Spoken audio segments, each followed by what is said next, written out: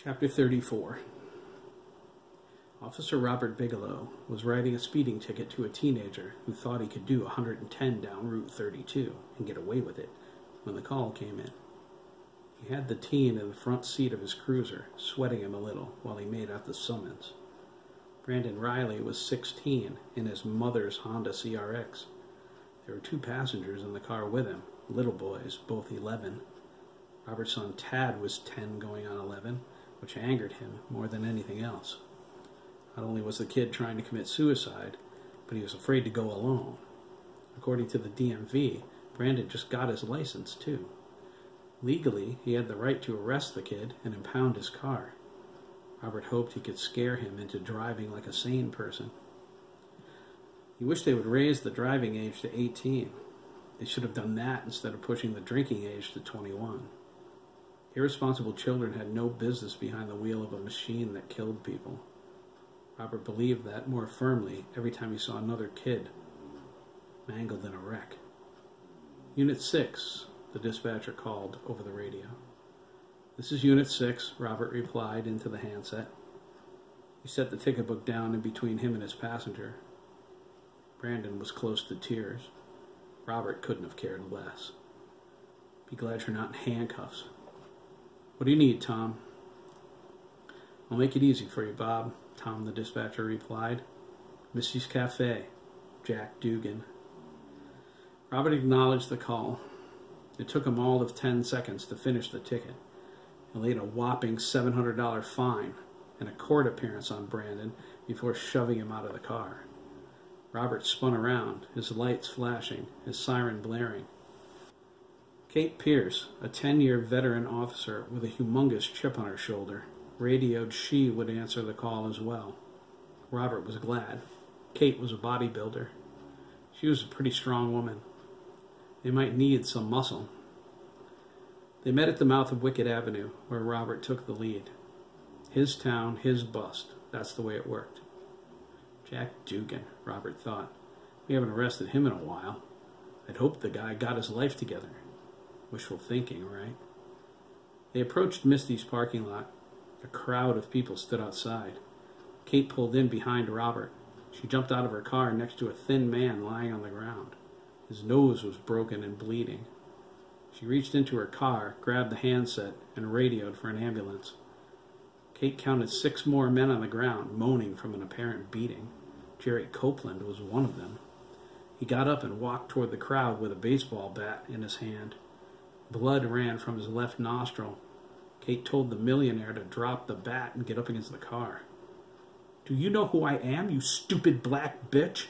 Jerry bellowed, his mouth full of blood. Kate grabbed him by the arm, knocked the bat free, and slammed him face first onto the hood of her car. "Sure I do," she calmly replied into his ear. She twisted his arm and put him in handcuffs. "You're a bigot. You're also under arrest." "But," Jerry cried, "Dougan started it." "Tell it to Judge Thompson," Kate said. "She's a black bitch, too." Robert shoved his way through the crowd of mill workers surrounding Jack. He was growling and appeared drunk. A large man with a mustache saw the police officers and lunged for Jack, intending to hold him down. Jack reacted like lightning. He caught the big man by the throat, punched him in the solar plexus 3 times, and smashed his face into his knee. The man flipped over backward onto the dirt parking lot. 2 more men dove. Robert caught one by the back of his shirt and threw him to the ground. Jack kicked the other guy in the balls. "Back off," Robert ordered. "If I have to, I'll bust every one of you morons." He meant business. They backed off. Robert didn't care that most of these men were his neighbors. He couldn't stand mobs, no matter the reason. He knew Jack well enough to know the man may be a drunk, but he wasn't apt to pick a fight with 30 guys. The whole town knew enough to give Jack a lot of room. They were stupid to corner somebody like him. He was a wild animal, especially when loaded and angry. Kate lined the combatants against her car. They were beaten and bleeding. Robert thought, they should thank God they're still breathing.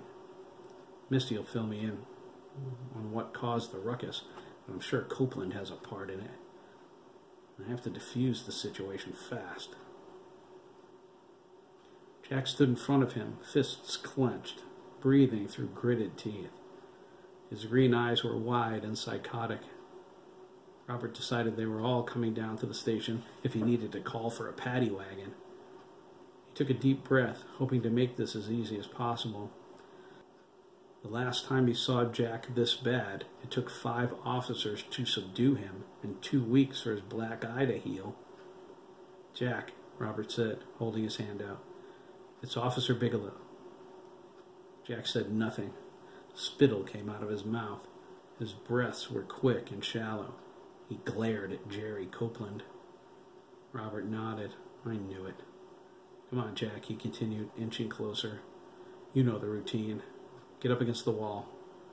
"No," Jack raged, his fists opening and closing. "I want Copeland."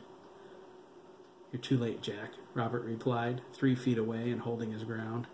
"Copeland's mine." "The hell I am," Jerry cried. "I'll have your badge, Bigelow."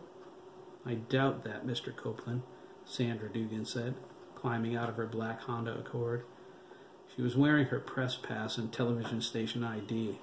She was a news writer for Fox TV in Hartford. She was on her way home when she spotted the fight. She stopped to see if there was a story here, but then saw her brother-in-law in the midst of the altercation. She stuck around in the car until the police arrived.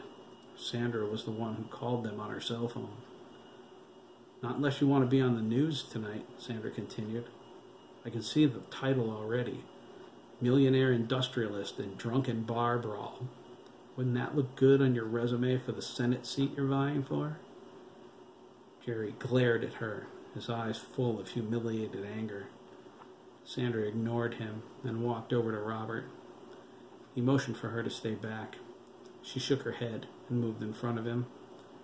If there was one thing Nancy taught her, there was no one better to handle family than family. She was frightened, though. Who wouldn't be, seeing Jack like this, Sandra thought. He looks like a raving lunatic. Is this what my nephew sees each time Jack flies off the handle? She hoped not, but she knew that it was. She realized something as she made eye contact with Jack. He looks like a little boy whose toys were taken away by some punks on the playground. Pathetic and picked on. Is this why Craig loves him so much, despite the abuse?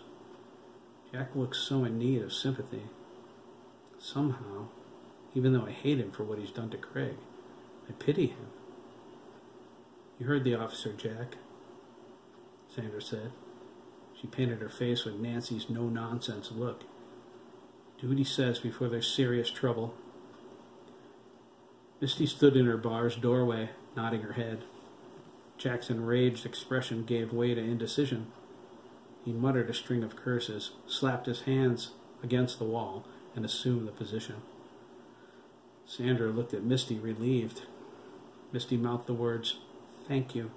It wasn't Jack's fault." She pointed discreetly at Jerry. Sandra nodded and walked away. Home could wait for now. She wanted her husband. She wanted to be the one who told him Craig would be with them for the next couple of days. She got into her car. 4 more cruisers pulled into the parking lot. An image of Dabney Copeland greeting her at Hiram's door came into her mind, followed by the hurt little boy look in Jack's eyes. Sandra glanced back as one of the newly arrived officers placed Jack in the back seat of his cruiser. A cold chill went down her spine. She drove away, headed for the market. She decided it was time she and Mike had a little talk about Hiram Milliken.